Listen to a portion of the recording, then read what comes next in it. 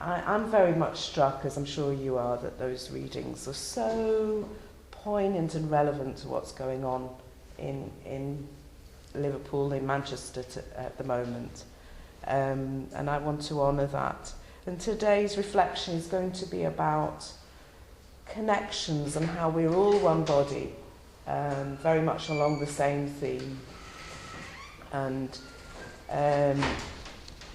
you know, obviously focusing on the theme of fair trade, but this broader theme of justice and mercy and faith. So beginning today, I'd like Linda to read a story of a woman who works in tea plantation in Bangladesh. She's called Rosina. She's a real woman. This story was taken by Tradecraft from her last year, 2016. And it's a hard story. So we've already had one hard story that is very much present with us. And I'm aware of that. But we will also today, this morning, include the Easter story in our reflections as well for Rosina. And we really hope and pray that that will be the same for Lydia, that there is an Easter story in her story. And that's part of what Lent is, isn't it? So I'll leave Linda to read the first part of the story before we reflect further. From my childhood, I knew that poor people had only one dream, which is to be able to eat 3 times a day. I dreamt the same. I thought I would get to eat if I could get married to someone. I got married when I was 13. My mother-in-law had 5 sons, including my husband. My father-in-law died when my youngest brother-in-law was just 5. My in-laws were in terrible poverty, a kind of poverty which is not describable in words. When the men of the house were seated for dinner, my heart kept trembling, and I was worried they would ask us to get one more spoonful of rice. I would have to disclose there was no more rice in the pot. When my husband used to ask if I had had my dinner or not, I reluctantly nodded my head, so he would not know that my mother-in-law and I ate only once a day. I had only one sari that I had to wash at night when everyone went to sleep. Sometimes I wore the wet sari while sleeping. Even after working in people's houses, my mother-in-law and my husband could not manage to bring food home to our home. Our bamboo hut could not stop the winter's cold breezes from coming inside. There were no beds, and we kept freezing on the mud floor. In the rainy season, we got wet sitting inside our only shelter, and all of us remained quiet about that situation. Poor people cannot dream about having a place where cold breezes or rain are for rich people's amusement. For us, it's acute suffering. Our dream was limited to eating something good like vegetables instead of rice and salt. Many years of festivals have passed. I did not have anything to wear outside, so going to visit my mother's place hardly ever happened. I continued to sew and fix the holes in my husband's lungi and never dared to ask for a new sari. After enduring such suffering, one of my brothers-in-law continued his studies. As he was getting education, I understood that I had to clean his shirt with the only soap we had, so I used it for washing his clothes. None of us washed our clothes with soap. He was studying, therefore he had to eat more. I often kept my food for him. We continued to fight against cruel poverty. I've never imagined we had to lose a life in that battle.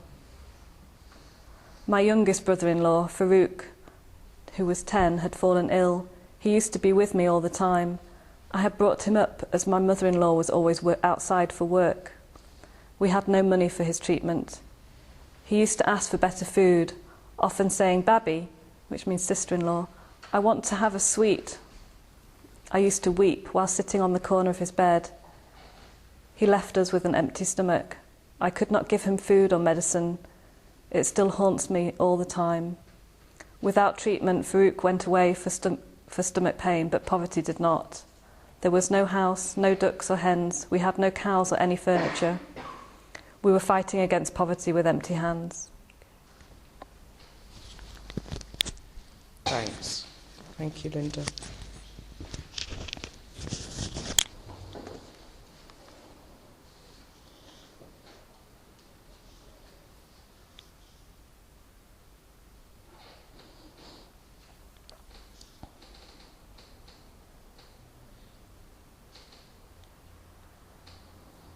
Thank you for listening to that quite long and very difficult story. Today I'd like to take time with you to reflect on our choices. The first reading that we heard today asked us to stand at the crossroads and look and ask for the ancient paths where the good way lies, and walk in it and find rest for your souls. And it's this aspect of finding rest in our souls that I'd like to focus on. That our choices in life, each small choice, has the opportunity to bring us back to ourselves, to create an authenticity within us, to define us. That we begin to live life from the inside out when we make choices that are in tune with the good way. The way, as it says in the second reading of Matthew, the way of justice, mercy and faith. Sometimes our ability to choose is limited by life circumstances. That's especially true for people living in the developing world. People who I've put up here on the display, choosing posters that had their faces as much as I could. Real people producing cocoa, bananas, tea, the sorts of things that we have day to day. Coffee. I don't think there's a coffee grower there, and there are some gold miners there.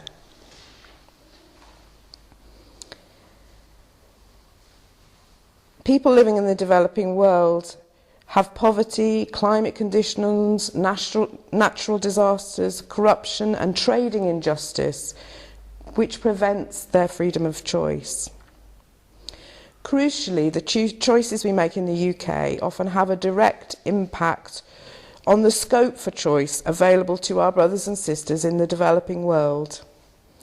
And in recent years, in our society, attitudes to the poor and vulnerable have been changing beyond recognition. It's something that we're constantly reflecting on here in Suck Brides. The change in the availability of compassion in society. I'd like to suggest that today, at the end of Fairtrade Fortnight 2017, we have an opportunity to stand at the crossroads, that it's a crunch time. Moving the focus specifically to fair trade, are we on the side of anything for a bargain, and who cares where my food comes from? Or can we identify with the poor and stand in solidarity with our brothers and sisters and with the earth as well? That the production of food be in tune with the earth, and that fair trade principles also have the earth at their heart. –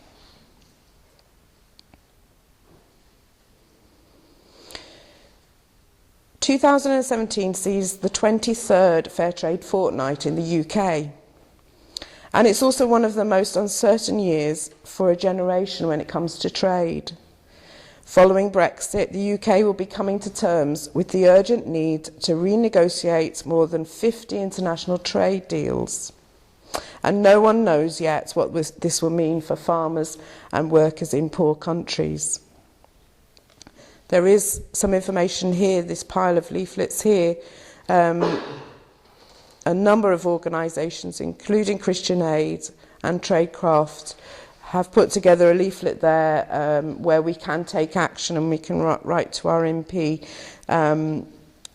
asking that Brexit works for everyone, including those who are producing our food, the people producing a lot of our food.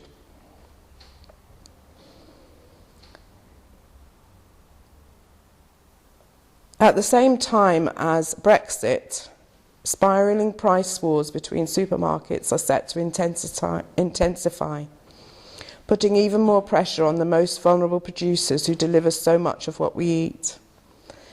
It's more crucial than ever that the voices of farmers and workers are heard to combat the risk of undoing the progress of the last 2 decades of fair trade and putting farmers in an even worse position in the future. Many of the farmers and workers who grow our food aren't getting paid fairly. We know that. If people knew the cost of exploitation, would they still make the same choices? This Fairtrade Foundation's focus this year in Fairtrade Fortnight, that's one of their posters for this year. If exploitation left its mark on your food, would you still buy it? It's because we can't see it. Sometimes we pretend it's not there, or we're just not aware that it's there. And Fairtrade exists to change this. Fairtrade means farmers get a better deal for what they grow, leading to better income, a more stable income, breaking the cycle of poverty. But many companies are only buying a fraction of their crops as fair trade, and even more companies aren't buying fair trade at all. Not enough companies are doing it, not enough people are buying it, and not enough farmers are benefiting from it. So what can we do about it? So I'd like us to reflect in little groups, as we often do, not for very long, on two questions. Actually, the second question needs a little bit of explanation. And the second question is, what do we think about becoming a fair trade church? Just going to get the requirements up on my iPad because I'm not very organised and I didn't print them out. So could we become a fair trade church? Do we use fair trade tea and coffee after services and for all meetings for which the church has responsibility? So that's tea and coffee.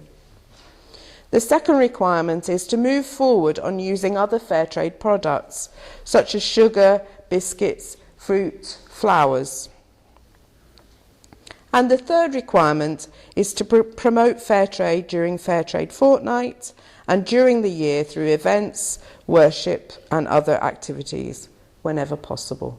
I'm sorry I haven't got that printed out for you, but you could have a think about whether we could do that. That's something quite easy. We could print out an application form, fill it in and send it off, indicating our commitment.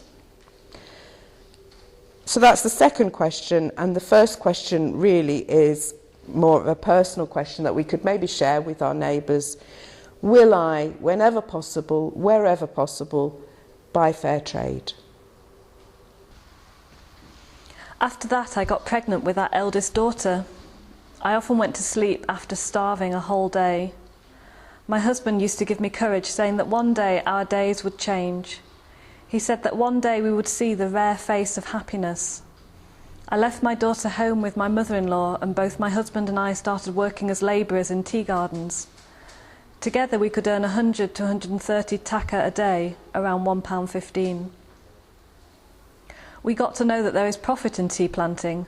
I heard about tradecraft. My husband and I decided to use our land for growing tea plants.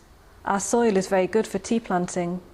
If we can dedicate 1 to 1.5 years of growing tea in the garden, it will give us leaves for 80 to 100 years. I received 6 training sessions from Tradecraft. The wheel of our life then started turning.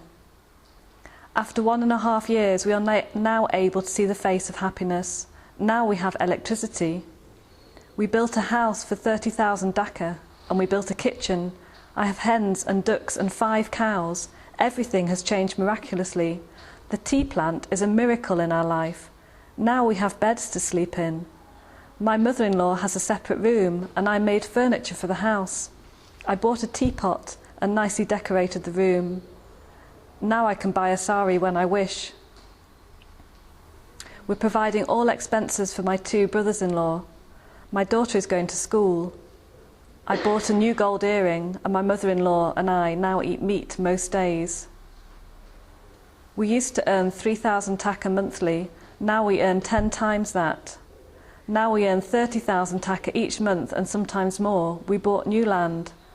I had never played with any toys in my life, but now during Eid I bought toys for my children. Everything now seems like a sweet dream, which is actually our reality. In my yard, happiness now resides. I have a lot of dreams for the future. We have to fulfil the educational needs of our children. We also have to finish my brother-in-law's education. We will construct a building. When money comes, dreams come as well. My husband says that I'm a big dreamer. Yes, I like to dream. Dreaming is hope, hope for an incredible tomorrow. I want to buy a red refrigerator so I can give everyone cold water in the summer. I want to buy a television so they can watch cartoons, which I would never watch in my childhood. My self-esteem and willpower have multiplied many times now. I'm confident about my success and inspired to do more. I'm one of the elected women members of our small tea growers association. I not only dream about myself or my family, I also think about my locality for my community. I want more people to be self-sufficient so no one goes to sleep with an empty stomach. Now people look at me with respect. They say though I had neither education nor experience, I became one of their heroes. That makes me very proud. And this makes me responsible for them too. I want to educate my children and believe one day they will come forward to change the hope of the hopeless.